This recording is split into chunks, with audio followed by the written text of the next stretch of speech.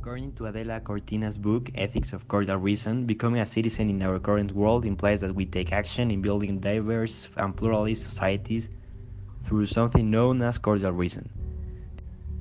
We all, as a student and teenagers, agree that there is one big problem in which we are all involved: bullying, specifically at our school, Prepatex SM. School should be a safe place. However, for a lot of us, school has become the source of a type of violence exercised by our own fellow classmates. And most of the time, those victim children suffer of physical or psychological, emotional violence through oppression, discrimination, homophobia, sexual violence, and things like that.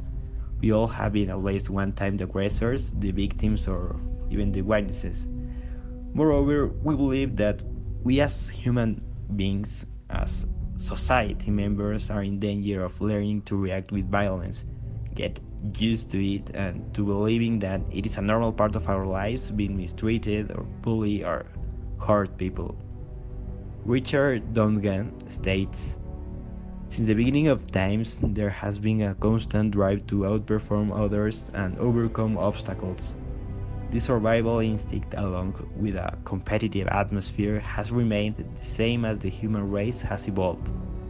Both of these forces have flowed over into the educational, social, and economic realms.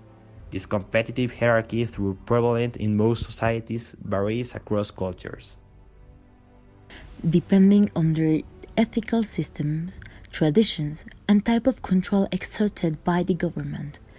The above mentioned, together with the fact that Mexico is a capitalist society which pushes the belief that success and wealth are the key for being cool, go hand to hand. Hence, this ideology has shaped a nation where bullying is unintentionally instilled as a survival tactic from a very young age. Basically, since children enter school, they are taught to always be the best in whatever they do. As a consequence, there are some students who may take advantage of students who are not as confident as them and will tend to become an habit. Likewise, this is not only affect the population because of the violence exercised, but also it affects democracy, human rights, and social justice. This is because democracy states that we all should be treated equally no matter what are our differences. Moreover, we all have the right to live a dignified life. So, when someone is being bullied, their human rights are being violated in a direct way, thereby affecting democracy and social justice. When people thrive, so their community, their country, and even the whole world. So when someone is affected bullying, their whole society loses because that person involved loses the ability of exploiting all of the potential that it's inside of them. We also think that bullying is not something that should be stopped, but instead something that needs to be stopped. Furthermore, the problematic is clearly an example of all the type of violence: structural, direct, and cultural. Direct because it bullies directly attacks someone by using physical, verbal, or sexual violence. Structural is in the sense of having exclusion, discrimination, isolation, homophobia, but more importantly because of the impunity and injustice. Government agents are involved in all types of violence. In other words, structural violence is indirect, invisible, embedded in attitudes, institutions, and structures. We see it every day, even with our own friends, as a daily joke, which in bottom we know that get to us. And finally, cultural violence, because the underpinnings of violence are rooted in the ideology of legitimizing bullying, making it a normal thing, teaching our children that is something ordinary and okay.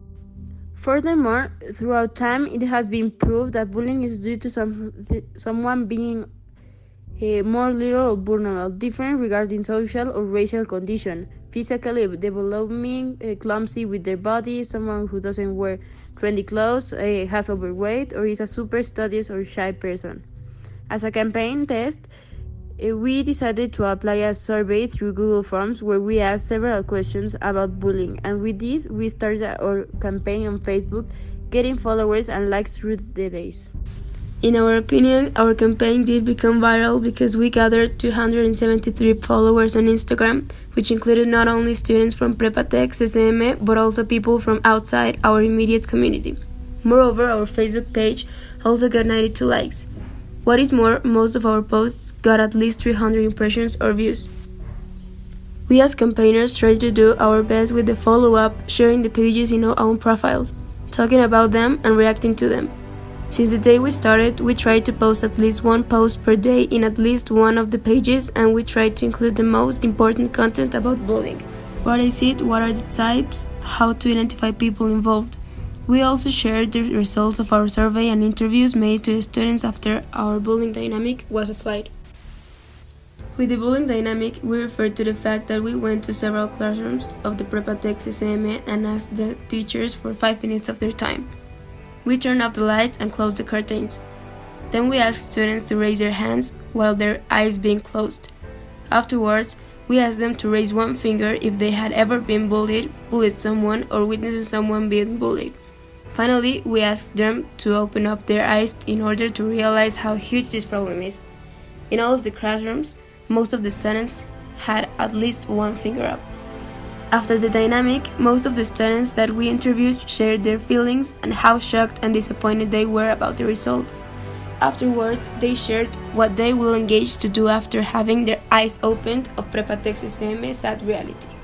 After this campaign, I learned a lot of things, but the fact that shocked me the most was that when we did the campaign at the classroom, I noticed that almost every person in the classroom had experienced bullying, one way or another.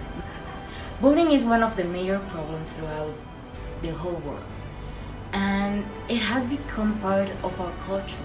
We have to stop it, and for us to change that, we have to denounce, to speak. During this research campaign, I learned about the serious consequences that people that has been bullied can have, and there are also more proposals to end with it, but the only problem is that the schools and the government don't focus on this problem. In conclusion, bullying is one of the main acts of violence that make many young people grow up in a complicated environment. External factors of the people that are involved provoke those actions. This shows that communication and attention is very important with the children or people who are in that situation. In our campaign, we know that it's a fairly common phenomenon among young people.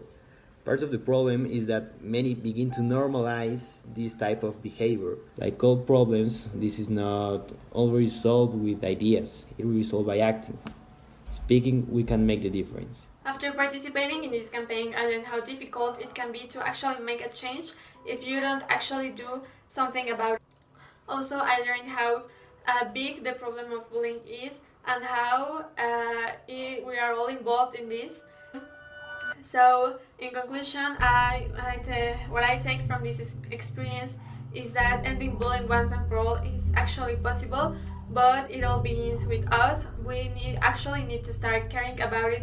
We actually need to start taking actions about it. So yes, we made a social change, and there were students who engaged to actually change the way in which they act about this problem. But the question is, are they gonna live up to it, and are more students going to join the change? Having finished this campaign, we can conclude that our hits were making the campaign on Instagram and Facebook, sharing it to our own profiles, reacting to our posts, and promoting it. Also, making a survey to the students was a great idea to actually see what we were facing too, and sharing the results so that the students could actually see the problem in which we are all involved. Finally, we believe that the information shared was super accurate, complete, and of great interest. Mrs. getting more likes on Facebook, starting the campaign before, maybe posting more things per day, and a better graphic design. Also, some of the posts could have been posted in rare hours of the day so that more people could have seen them. And finally, the areas of opportunity to improve or actually make or work the campaign would be using a very dynamic on the classroom or getting more promotion of the pages, sharing the page more, using Prepatec SMS stories, and getting to the principals of the school to share our campaign, make it institutional.